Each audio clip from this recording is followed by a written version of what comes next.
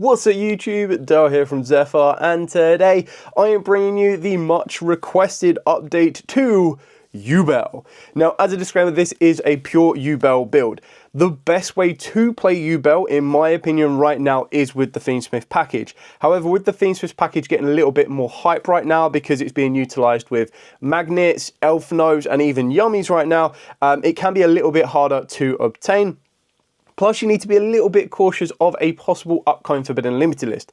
Now, I'm not saying that you can't play that way, but just keep it in mind that if you're going to be spending at hype value, you might not get as much out of it as you might initially think. So I thought it'd be good to bring you a pure baseline for Yubel. Start off learning the deck this way, and then once you've kind of got the idea of how Yubel wants to work, you can then increase its combo plays with the Themesmiths, and by the time you've learned the baseline of what Yubel wants to do, that's when you can kind of go into the play of, right, okay, now I can play Themesmith.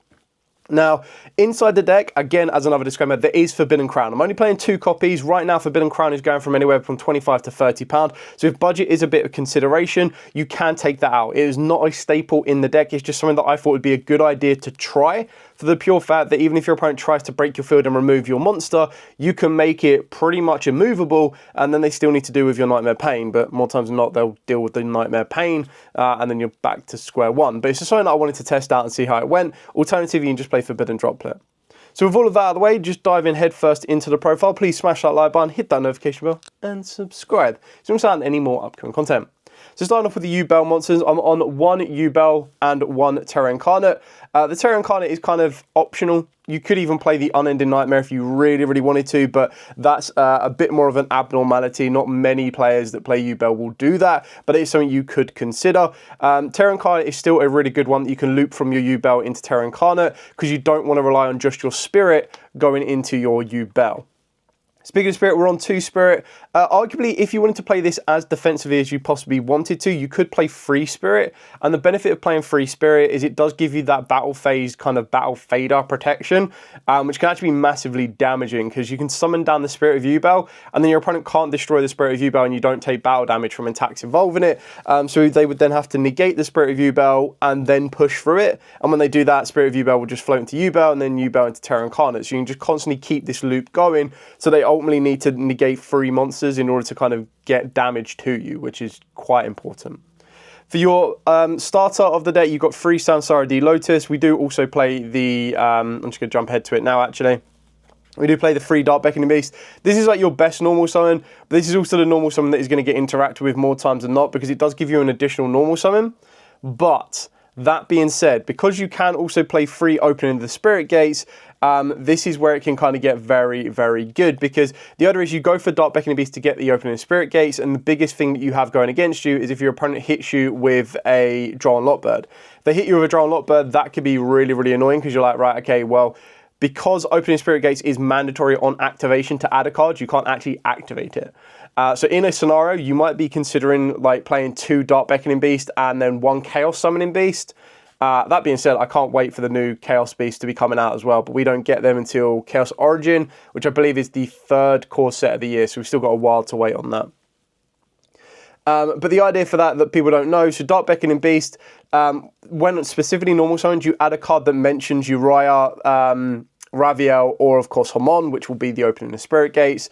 Then you activate the opening Spirit Gates, it will search you out a 2nd copy of the Dark Beckoning Beast, and then you get to move on from there. The only issue is if you start off with the opening Spirit Gates, you actually neg 1, and what I mean by that is you activate opening Spirit Gates, you search out your Dark Beckoning Beast, you normal summon down the Dark Beckoning Beast, it then has to search out another opening Spirit Gates, which is kind of fine, but there are ways when sometimes you might actually want the other monster, which is where the Chaos Summoning Beast comes into play, but it really is entirely up to you and the route of play you go for.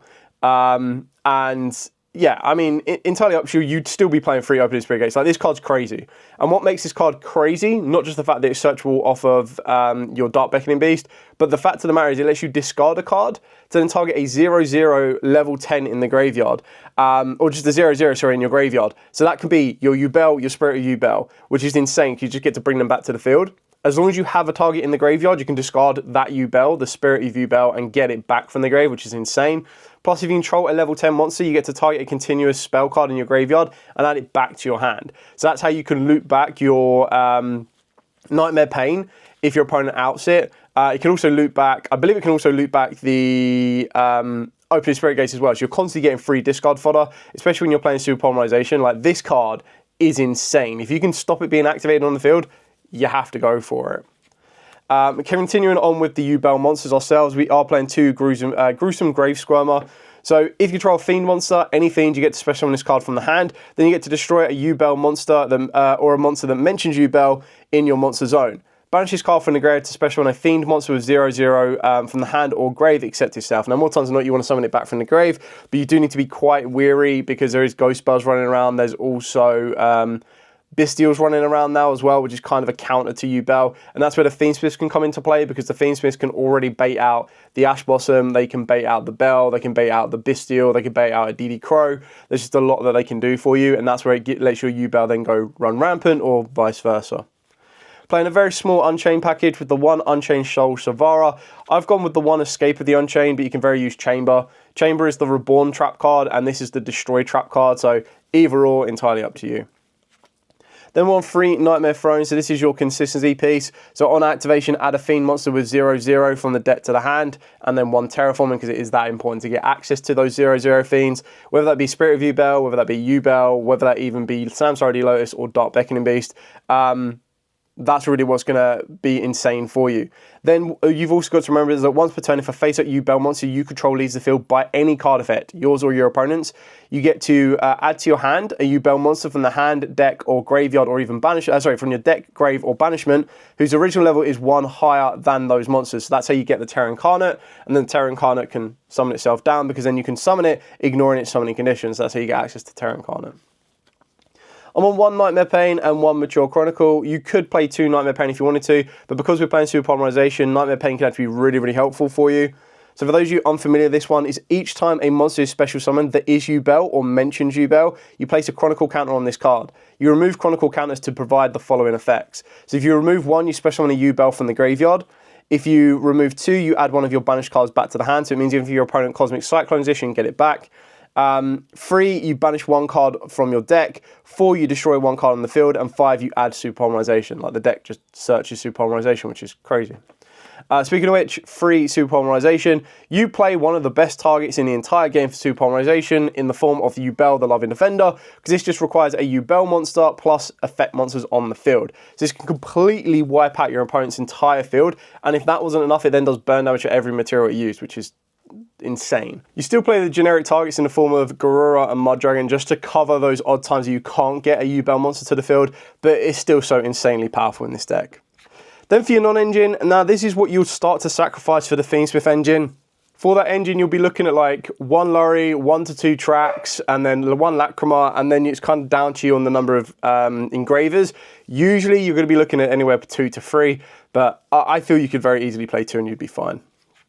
So for the non-engine, we've got Ash Blossom, Mulchummy Foolos, Ghost Bell, Droll.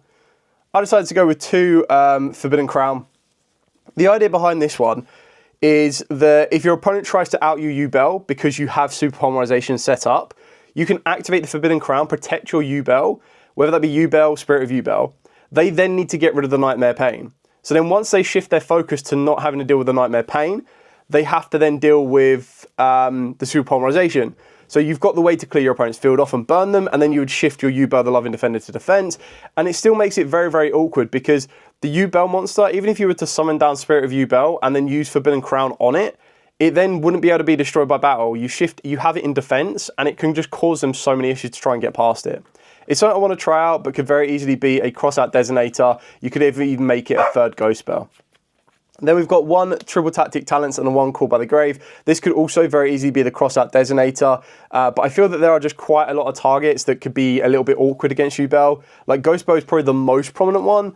Nibiru you can kind of answer with Phantom of Yubel if you make it early enough, but that's still something you need to be aware of. And then Perulia can also be a bit of an issue, so maybe you side in cross-out Designator, but it will just come down to the environment you're at and kind of what's the most effective and the most used in your environment. So that's it for the entire main deck. Now to take you through the extra deck. So this is the one big difference between the Fiendsmith version as well, is that you open up the extra deck like by a massive amount, because the Fiendsmith package itself takes up, I'm just trying to think off the top of my head, 1, 2, 3, 4, 5, 6, 7, like possibly like 6 to 7 spaces in the extra deck, which can be insane. Maybe even 8 at sometimes.